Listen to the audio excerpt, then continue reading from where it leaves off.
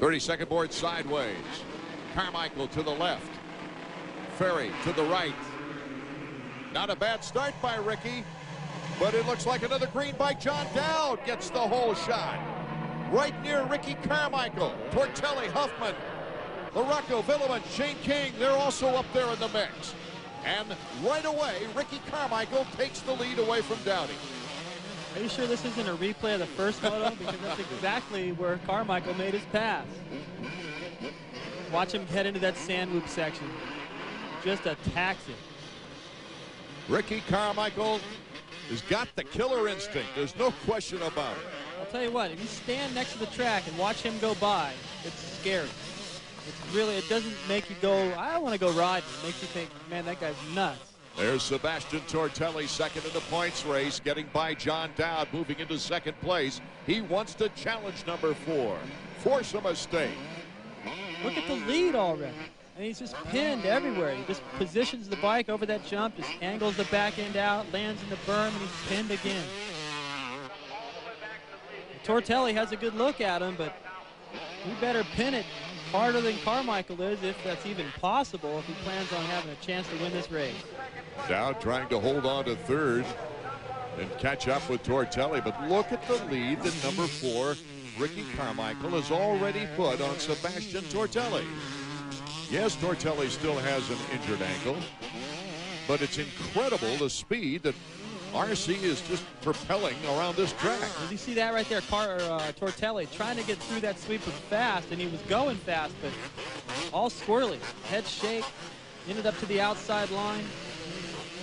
But Carmichael always seems to have a little bit more. Even if somebody else is holding it wide open in the same place, they're not doing it as good of a line. Dowdy putting the foot down to kind of duck walk down that big ridge. And Mike LaRocco's looking for a great overall finish. We'll be right back with more 250 action from Millville in a moment.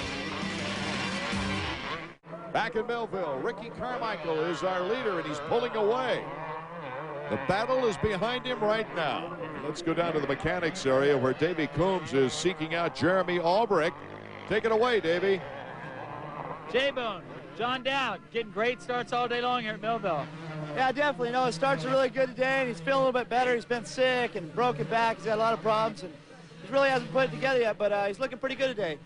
What's your guys' best goal for the rest of the season? I mean, what do you guys need to do these last few races? Just basically wants to get better every week and show that he's, you know, up to speed, which he actually halfway through the moto, the first one, he was up to speed, so hopefully he can do it the whole moto this time.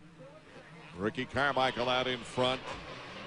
It's Tortelli in second, and here's the battle for third. John Dowd, number 16. Mike LaRocco, number 5. It looks like a bar-to-bar confrontation now. LaRocco with great acceleration, and he's got the inside berm. Can he get the power out of the berm? Yes, he's got the edge on Dowdy. Mike LaRocco, this is one of his favorite tracks. On the 125s, he won 3 consecutive years here, 90, 91, and 92. Maybe you should try a 125. now, David. Mike's got a good run going for him. He is. Watch this pass. He just has so much more speed. Dowd looks over. Mike's like, forget about it. Takes that inside line. Same way he passed Dowd's teammate, Larry Ward, in the first moto. So LaRocco making the pass, but Dowd has got more troubles right behind him. Number 934, David Villeman. Look at Villeman, how hard he's trying. Just shoving that bike down to the ground, trying to stay low, trying to stay to the inside. Makes it look easy, doesn't he, David? Well, it's really hard. I don't know if I can get that through to the people that are watching this going, well, I don't know, just take an inside line. That seems easy enough, but it's so tough to get up that hill, all that chop, then you go into the shadows. And it wasn't like Dowd was going slow. Villeman just wanted it that much more. He's trying to stay with LaRocco. Maybe they can work their way up some more. While we're in that replay, if Tim Ferry fans note that he went down, he crashed, he's in 22nd. So that could ruin a pretty good start on the day. Here it is again, Villeman just working so hard through that chop. Then it goes to the hard pack slick stuff. Dowd looks over, Villeman says forget about it. He's got that inside line. Dowd, you just feel bad for him because he tries so hard. He got great starts, and he just doesn't have that little bit extra it takes to stay up front, so you just know it's inevitable. You're going to get 4 or 5 guys moving around you. Nothing worse than knowing that these guys are going to come by at some point. Or worse than that, having to ride over your head just to try to keep them back there longer. You notice in that last shot the big gap between Tortelli and LaRocco for second and third, and then Villeman's right behind him in fourth. That's where the real battle is, and Villeman has got a Kawasaki coming up behind him. These two guys are pushing each other so hard. They just pulled away from Dowd to the sandwich, and the sandwich used to be the place where Dowd was fast. Absolutely. 1994, one of his 2 wins that year was right here on the 250. Took second in the 250 point standings that year. Villeman and LaRocco just going at it. Villeman taking advantage of every opportunity here today. Tell you what, in order to take advantage of your opportunity, you've got to create it. And he's good at that. He gets up there and he puts pressure on people. He gets close enough, and he has some sort of an idea as to what line he's going to use. Watch him. I mean, this is a one-line burn, but not for Villeman. He tucks out on the inside. He takes a little bit of a risk on maybe LaRocco will get hung up in those holes. Worked perfect, and he wasn't following, made the pass. Great anticipation and then execution by David Villeman. Already starting to pull out a little gap over LaRocco, and that doesn't happen very often. It's usually LaRocco the one that's doing the damage.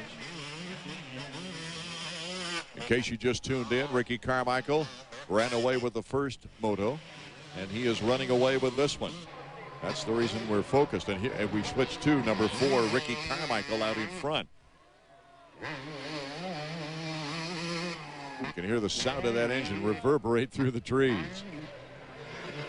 Hear all the space back to second place. The silence. Chad Watts, his mechanic. He's got to be happy. That seems like a really good combination, too. Those guys both really enjoy what they're doing. I've gone out and watched them test before, and they have fun. You know, there's really no struggle there. And they both want to win. I think if Ricky doesn't ride well, Chad's already a little bit high on the tension scale, going, what's wrong with you? Get out there. They motivate each other in a way that's positive. Well, then they lived through some trying times together very well without getting mad at each other, without throwing things at each other during that 1999 250 Supercross season. Right, and you know what? I have a feeling there's a lot of emphasis now that he's got a pretty good lead on this National Series for the Supercross Series next year. It's like, yeah, I'm glad to win this outdoor National Series, but I bet you if you ask Ricky, he kind of expected to win this. And the Supercross is the one he really wants to win. I hear they're gearing right now for Supercross as far as the physical training is concerned. Ricky Carmichael, number 4, continues to lead from Millville, Minnesota.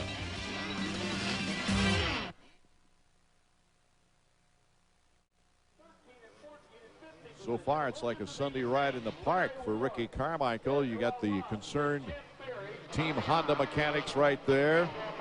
It almost makes you think that maybe something's wrong with number 21, Sebastian Tortelli's bike. The looks on their face with David Villeman really hounding Tortelli, David. You don't see Tortelli looking back very often either. So maybe there is a problem. And Villeman cuts to the inside and goes up that hill. Let's see if number 21 has a comeback. If he can retaliate a little bit or stay with Villeman, then I don't know. There's probably nothing wrong, but if Villeman is able to just pull away, then I would imagine Tortelli is just trying to kind of limp this thing into the finish. Watch coming out of the corner, Tortelli makes a little mistake there. It wasn't a horsepower thing. And Villeman just pulls the tear off right in his face. And David, during that replay, it's obvious that something has happened, I think, to Sebastian Tortelli's bike, is because not only has Villeman passed him on the replay, but also here number 5, Mike LaRocco, has just made the move into third place. This could be a monumental happening as far as the points race. Davey. Shane, from where we're standing, it seems like something's wrong with either Sebastian's body or his bike. Do you have any idea? No, we're on the radio trying to figure it out. He was waving his hand at something a couple laps ago, but I don't know what's up, you know. He's definitely dropped off the pace the last couple laps. When it's a situation like this, your only choice is to just wait until you hear something? I mean, do you have radios in the back, or you just gonna wait for him to pull over? Nothing really we can do. You know, if he pulls over and knows what's wrong, maybe we can fix it. But from here, there's nothing I can do. Hopefully ride it out, see what it is when we get back to the truck. Boy, it's got to be a tough thing for a mechanic to sit there and watch and just wonder what's going wrong. As Mike LaRocco, he's not having any problems right now. He's flying. He's trying to get back up there to Villeman. Uh-oh, Ezra Lusk, in his attempt to come back and get some seat time, is pulled off the track. Ezra with the wrist still sore, but wanted to get back on the bike. All he could do is sit and watch Mike LaRocco go by. And here comes Tortelli. Tortelli trying to hold off number 16, John Dowd. Ezra Lusk, as we mentioned earlier, pulling off. He was lost all for the Supercross season because he got injured before the first race. He's only raced 4 outdoors, not counting this one. Ezra, I know that you were having problems with your wrist all summer long. You tried to come back, obviously not ready. Yeah, it's a little bit too soon. We just thought we could come back and maybe do a little bit of shuffling, and try to get in there in the mix with the guys, but I think I'm a little too early for that right now. I'm just really looking forward to getting ready for the Supercross, being totally healthy for that. I know that we were watching a tape the other night. I forgot that you were at the Pasadena Supercross just 6 weeks before Anaheim and smoked everyone. You were ready last year. I really hope you get back to that point come 2001. I was ready. We're just gonna, study what I did in the past few years and try to make it the best that we can. Try to make myself the best I can, and be healthy is the #1 thing. And I'm ready. I really think that I can do it. I think if I didn't believe that I can win, then I wouldn't be out there. And once again, it's going to be Jeremy. I think the main competition, and I think Ricky's going to be carrying some momentum from the outdoors. But I'll be ready. Tortelli continues to labor. Getting back to Lusk, we've seen him ride with pain a lot. In 3 years ago, I think it was, in the Nationals. Well, I didn't see how he possibly could get on the track. He was in so much pain. Yeah, he showed so much toughness and resolve. And, where did it get him? He didn't win a title. And, I think he realized it's just not worth it. Look at Rayner there. Gets a drive on Dowd, who made a little mistake. The last time I raced here, I raced with a fractured wrist and I had a wrist brace on. But I was in a battle for the 500 National Championship. I had to race. If I was in Ezra's shoes, I may not have. I think he realized it's just not smart to ride with that much pain and injuries if you're trying to extend your career. I think it's he's learned not to come back too early as we take another look at the pass. Well, Dowd's trying to cut out of that berm, and the rear wheel just kind of hangs up on the inside lip. He gets a little wheel spin, and Raynard was just hooking up. And Raynard now has his sights on Sebastian Tortelli in a battle for 4th. Tortelli just can't afford to lose these points, especially with a very hot Ricky Carmichael looking for a sweep out in front here for the second moto. Now with the lead of Carmichael growing points-wise, Tortelli's got to be starting to lose his hope a little bit here. As Tortelli tries to hold him off, let's go back to Davey. Shane, did you guys ever get a signal from Sebastian of what exactly was wrong early in the moto? No, I don't know. My guess, maybe something front brake. First I thought maybe the clutch, but I don't know. Hard to guess. I thought maybe you could tell us. Could he have maybe damaged the disc and that made the front brake go out? Maybe he hit the disc on something. But he did one lap, no problem, and he wasn't around any other bikes to bang off a lapper or passing somebody, so I really don't know. Tough break, Shane. Yeah, we'll figure out, go back and come back next week. Well, that's one thing about the Team Honda crew and Sebastian Tortelli. They're just chomping at the bit. They don't look backward. They're looking to the future all the time. As we see, here's Greg Albertine. Albertine, who had some problems in the first moto and had to pull off.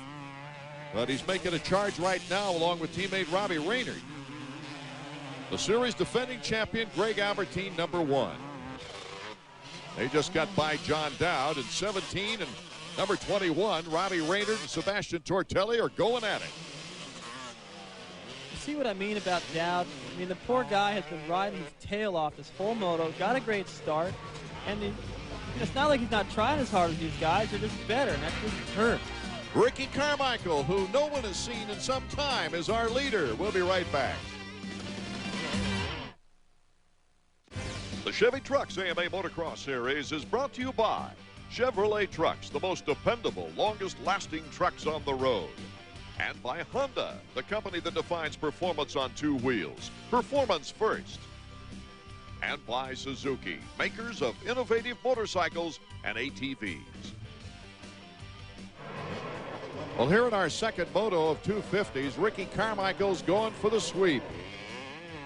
And not only this, not only is it going to be Ricky's fourth consecutive win as we see the white flag come out for the final lap, but also he'll pick up a bundle of points on Sebastian Tortelli, who's obviously had some bike problems in this second moto. That's pretty rare these days for anybody to have bike problems, especially Honda. And we talked before about how they've just been positive and they don't want to talk about yesterday. Let's focus on next week and be positive. They've had to do that a lot this year. They've had to do it with Wyndham, with Lusk, now with Tortelli, who they really felt could win this championship, and so did I. I knew Ricky would be tough, but I just didn't think he'd have enough to beat Tortelli after what I saw last year from him. And Honda's a winning organization, though. You know, second place to them is not funny. You know, all the years I was with them, second was absolutely not acceptable, and I can't imagine it must be going through their heads right now as Ricky has replaced Jeremy outdoors and kept them back in second place again. Ricky Carmichael could pick up something like 18 points on Sebastian Tortelli here at Millville. Back in his 125 days, he sewed up one championship with 3 races left and 2 others with 2 races left. So he's not used to going down to the last race. Could be getting a little nervous. No, actually, like you said before, I mean, they're already starting to think about the 2001 Supercross season. So he's pretty comfortable about getting through the end of this series and maintaining his lead. Ricky Carmichael, who just keeps pushing his name up the ladder in the record books. And that's the same hill we got a replay of earlier. He came down and endoed. This time very carefully down the inside. No showing off. All business.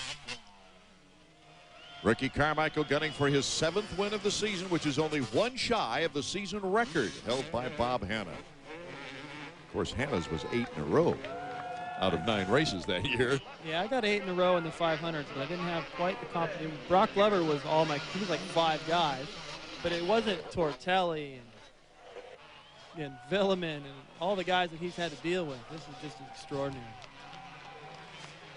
So Ricky Carmichael will pass Ken Howerton on the all-time career list with his 33rd AMA victory. The checkered flag for Ricky Carmichael, and what a dominating victory and the right time of the year for Ricky. Carmichael, Villeman taking second place, holding off Mike LaRocco. Robbie Raynard and Greg Albertine making it up into the top 5. John Dowd slipping to 6th.